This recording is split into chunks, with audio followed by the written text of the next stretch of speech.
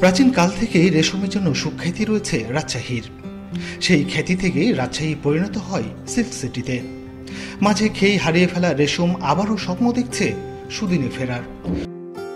সম্প্রতি রেশমের ৩৫টি নতুন জাত উদ্ভাবন করেছে বাংলাদেশ রেশম গবেষণা ও প্রশিক্ষণ ইনস্টিটিউট। এর মধ্যে ১৫টি মালবেরি গাছ ও ২০টি রেশম কিট। নতুন এসব জাত রেশম শিল্পে বেশ সাড়া ফেলবে বলে মনে করছেন গবেষকরা। বিশেষ করে আগে জাতের তুলনায় নতুন জাতে অন্তত ১২ থেকে ১৫% বেশি উৎপাদন বৃদ্ধি পাবে। এতে চাষিদের যেমন সাশ্রয় হবে, ঠিক তেমনই উৎপাদনও বাড়বে।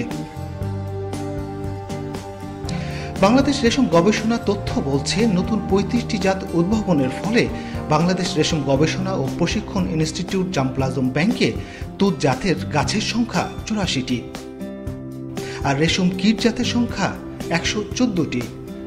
এর মধ্যে ২৭টি উচ্চ ফলনশীল রেশম কিটের জাত রয়েছে।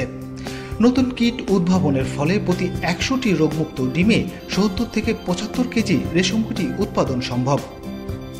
নতুন জাত উদ্ভাবনের ফলে অল্প সময়ে ও স্বল্প ব্যয়ে মানসম্মত কাঁচা রেশম সুতা উৎপাদন সম্ভব। এমনটি হলে বিদেশ থেকে রেশম সুতা আমদানি নির্ভরতা কমবে।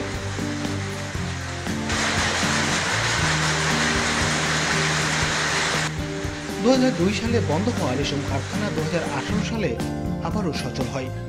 ২০২১ সালে জিআই স্বীকৃতি পায় রাজশাহীর ঐতিহ্যবাহী রেশম।